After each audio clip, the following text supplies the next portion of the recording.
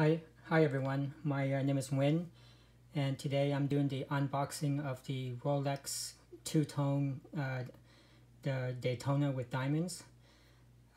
So what I was wearing before was the Omega, and if you're in England, then it's Omega, but in the US it's Omega.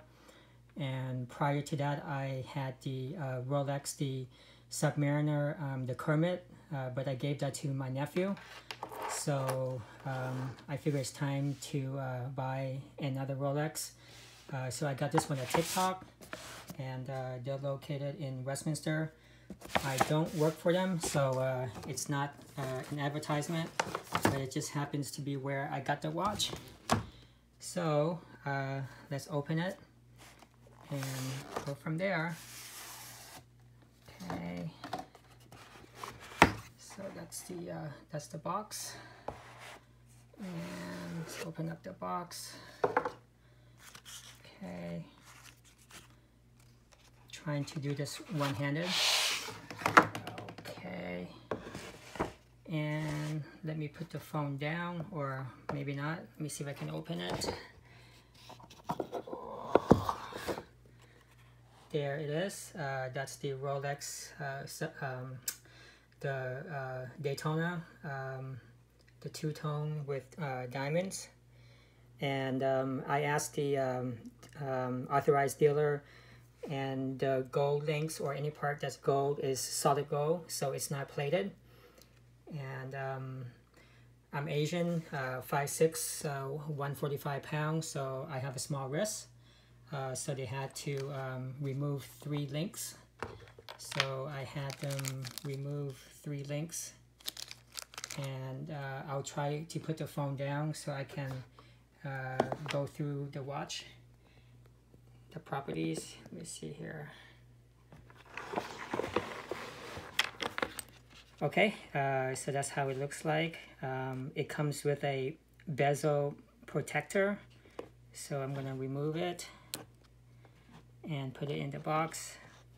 So that's how it looks like. And it has the plastic films still on the watch, so I'll remove those. Let me see. Rolex Genève Superlative Certified. Okay, and it has a clasp on the back. So you open that, flip this down. Okay, it goes in the box. So that's how the watch looks like. The reason why I chose the two-tone is, first of all, it's not like 30,000 where it's all solid gold. The two-tone, it allows you to wear it as a dress watch and as casual because of the two-tone. And if you want to make it more casual, you can change the strap to the leather strap, like instead of the two-tone. But since I just got the watch, so I'll keep it as the two-tone for now. And if I want to change it to the leather strap like later on, then I'll change it. And I Google it, and it's about $700 for the straps. So, okay. All right, so where is the protective film? Let me see if I can. I think there's. Oops. The phone is sliding. Okay, the protective film.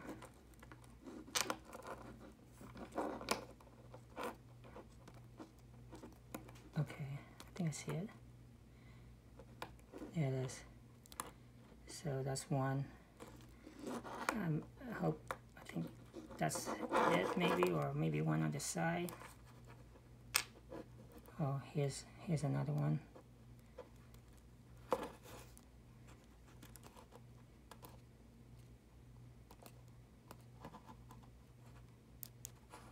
So there's the film right there. Okay, goes off. And I think one on this side.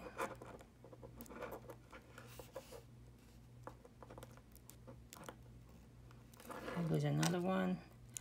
Well, anyhow, I'll remove the films like later. Some of the things I learned from watching YouTube. Rolex, it originated in 1905, and originated in London, and then I think in 1919 it moved to Geneva for a better tax break. So from there, they set up their base there, and they started making watches there. The average Rolex watch takes almost a year to make. If anything is not perfect or off by just a tiny bit, they send it back and they make a new one. And then after the watch is made, it goes through a testing process for about 15 days. And then once it passes all the inspection, then it goes out to be shipped to the authorized dealer. There's also 3 types of market.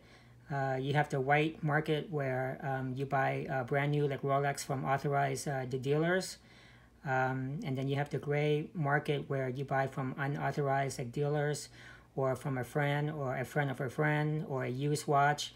And those watch, they're considered gray.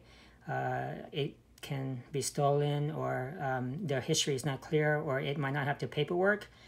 And then the black market is where it's a fake watch.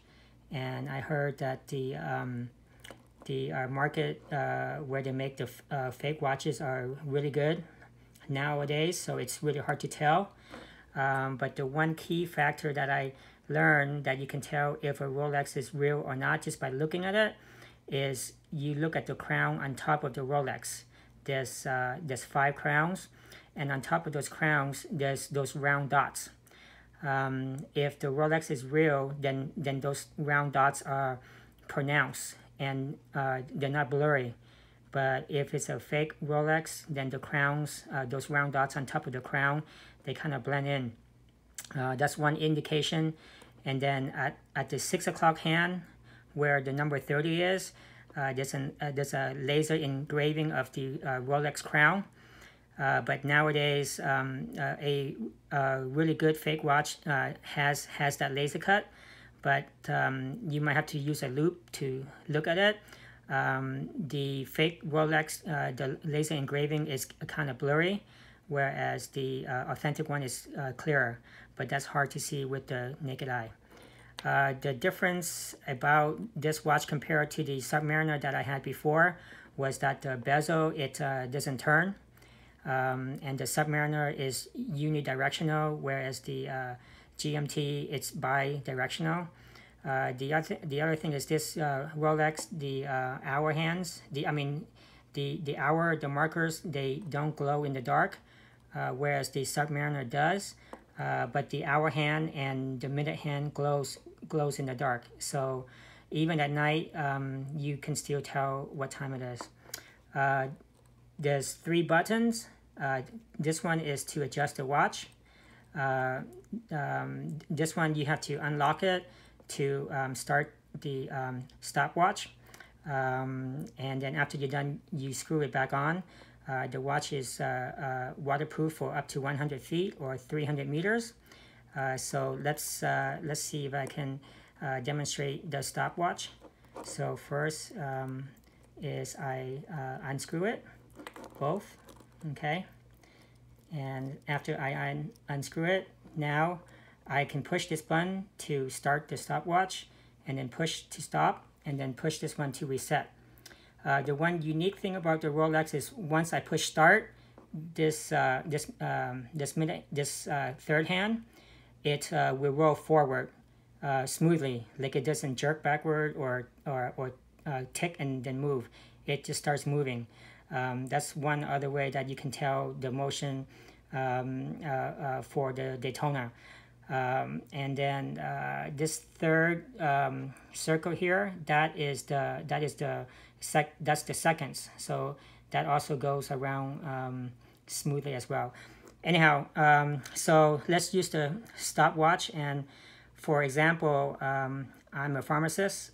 So let's say I have a tech who's filling scripts. So I can time to see how many scripts per hour my tech can fill. So from the time that the label comes out to the time she reads the label, she goes to the shelf to take out the bottle of the medication. She counts it, she pours it into the bottle, she closes it, and she puts on the bottle and signs her initial and puts on the expiration date. From the time that she got the label to the time she hands me the script, we'll time it, and then that gives us an idea of how many scripts per hour she can fill. So let's pretend like the label just came out of the printer. So I click on this. Okay, so you see the seconds is moving. Okay, so now she's grabbing the label. She's going to the shelf to find the medication. She got the medication. Now she's filling it. She's counting by fives. 5, 10, 15, 20, 25, 30. So there's 30 pills, and then she closes the bottle, and then she puts the medication into the bottle. She closes it. She slaps on the label. She writes the expiration date. She signs her initial, and she gives me the bottle. So, so you see the second right here. So it's at number roughly like 90, 94. So that tells me if she's a robot and she doesn't get tired, then she can fill about 94 scripts per hour. Okay, so that's how you use this watch to kind of time the production, the level, and then you push this button again, and that resets the second hand back to the 12 o'clock. So I mentioned that that's for pharmacy use or for production. Now let's say you're into cars, and you have a car that's at the starting line, and it's going to drive for 1 mile. So you have a mile marker. So you press this button right when the car starts, and then right when it hits the 1 mile the marker, you push this button to stop it, and that tells you how fast the car was going. So let's say the light is red, yellow, and then green. Okay, so now the car, it took off, and it's going, and it's going, and it's going, and it keeps on going, but it hasn't reached a mile yet. So let's wait for it to reach the mile marker. So let's give it some time. Let's give it some time. Okay. I'm not sure you can see the third hand. Okay, now the car hits the 1 mile the marker, so you stop it. Okay, so now you see the hand is at 110. So that means that car was traveling at an average speed of 110 miles. So that's how you can track the speed of a car. So the bezel is the units per hour. It can time the production rate or the speed of a car. So that's what I got from watching the YouTubes. All right, so let's reset this, and it goes back to the 12 o'clock the position. Okay, and now when I'm done using the stopwatch, then I want to twist this dial to lock it in, just to make sure that it's waterproof for up to 300 feet or 100 meters. Okay. So that's pretty much it for the Rolex the Daytona.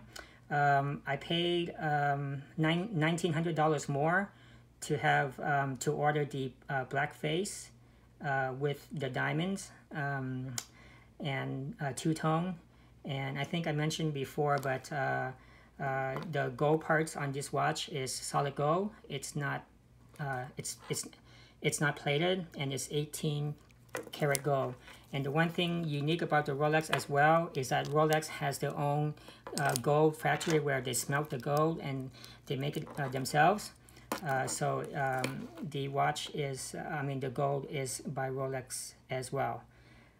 So that's my unboxing of the Rolex, the Daytona two-tone diamond for 2018. And let me show actually there's no need to show the glow in the dark, because only the minute hand and the our hand glows in the dark. That's pretty much it, and I'll put the watch on now just to see how it looks like. So I push that down, and that's how it looks like. Okay. Oh, yeah, there's the plastic film that's still on the link, the bracelet, so I'll take that off. But so I figure I got this as a gift for myself, and later on I pass it down to my kids, and hopefully they'll pass it down to their kids, and so on. And whenever I pass it down, I'll go to the authorize the dealer to have them switch the paperwork. And that's pretty much it. If you have any questions or comments, please let me know, and have a good day. Bye.